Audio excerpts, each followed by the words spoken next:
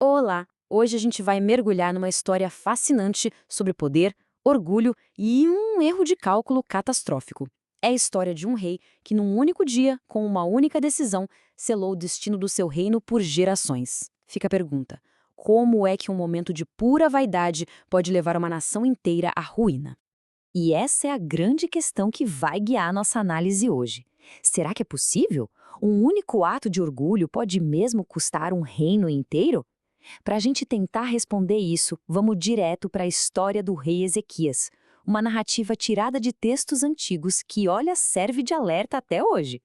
A nossa história começa num momento bem específico. O rei Ezequias de Judá está no auge.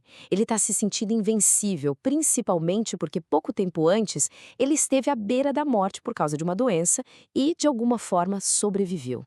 É um momento que parece de puro triunfo para ele. Então, o cenário é esse. O rei escapa de uma doença que era para ser fatal.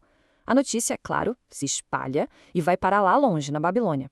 E não demora muito para uma delegação importante enviada pelo rei de lá, Merodach Baladão, chegar com presentes, com felicitações.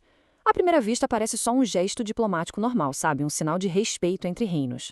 Mas as aparências podem enganar, e muito. E a reação do Ezequias, bom, foi exatamente o que se poderia esperar. Ele ficou feliz da vida, se sentiu honrado com aquele reconhecimento vindo de uma potência estrangeira. Ele recebe os visitantes de braços abertos, todo encantado com a atenção. Só que é justamente essa alegria, esse orgulho, que vai levá-lo para um caminho bem perigoso. E é aqui que a história dá uma virada bem sombria. Levado pelo orgulho da sua recuperação, pela visita tão prestigiosa, Ezequias comete um erro de julgamento assim gigantesco. Ele decide oferecer um tour aos visitantes. Mas olha só, não foi um tour qualquer. Ele não mostrou só o palácio, ele abriu as portas de tudo. Pensa bem, ele exibiu toda a riqueza do reino, a prata, o ouro, as especiarias mais raras. E, o que ainda é pior, ele mostrou todo o seu poder militar, o arsenal completo. Ele estava basicamente entregando um inventário detalhado da sua força e da sua riqueza, porque poderiam muito bem ser espiões de um reino rival. E essa citação aqui resume a imprudência da coisa toda. Não foi um deslize, foi uma exibição completa, total. A fonte deixa bem claro, coisa nenhuma houve que ele não tenha mostrado. Ele simplesmente escancarou todos os segredos do seu reino por um breve momento de orgulho, só para impressionar os visitantes. Mal os enviados da Babilônia viraram as costas, o clima mudou completamente.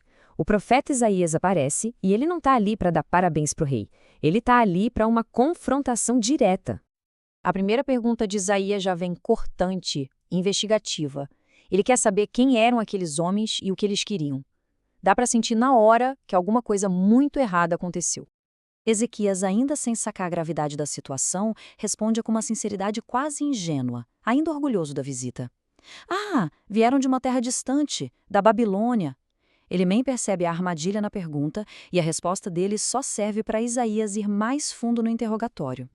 E aí vem a pergunta fatal, a que realmente importa. Isaías não quer saber da conversa, da diplomacia. Ele pergunta o que foi visto. Ele sabe que o que foi revelado visualmente era muito, mas muito mais perigoso do que qualquer palavra que foi trocada ali. Aí não teve mais jeito. Encurralado, Ezequias admite tudo. E a confissão dele é tão completa quanto foi a sua exibição. Viram tudo. Naquele momento, o rei percebe, e a gente também, que um limite foi ultrapassado. A tolice que ele cometeu por vaidade agora está ali, totalmente exposta.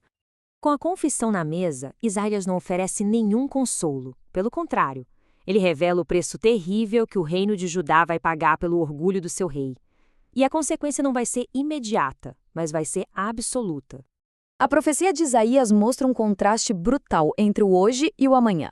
Tudo aquilo que Ezequias mostrou com tanto orgulho vai se tornar o alvo principal. A riqueza que ele ostentou, os tesouros que estavam seguros em Jerusalém, tudo isso vai ser saqueado e levado justamente para Babilônia, o mesmo lugar que ele tentou impressionar. E a profecia é duplamente devastadora. Primeiro, a perda material é total, nada será deixado. E segundo, o que é muito mais trágico, a perda humana, dinástica. Seus próprios filhos, seus herdeiros, vão ser levados como prisioneiros e forçados a servir na corte babilônica. Uma humilhação completa. Bom, depois de ouvir uma notícia horrível dessas, o que a gente esperaria? Que o rei chorasse, se arrependesse, implorasse por misericórdia, certo? Mas a reação de Ezequias é uma das partes mais desconcertantes e debatidas dessa história toda.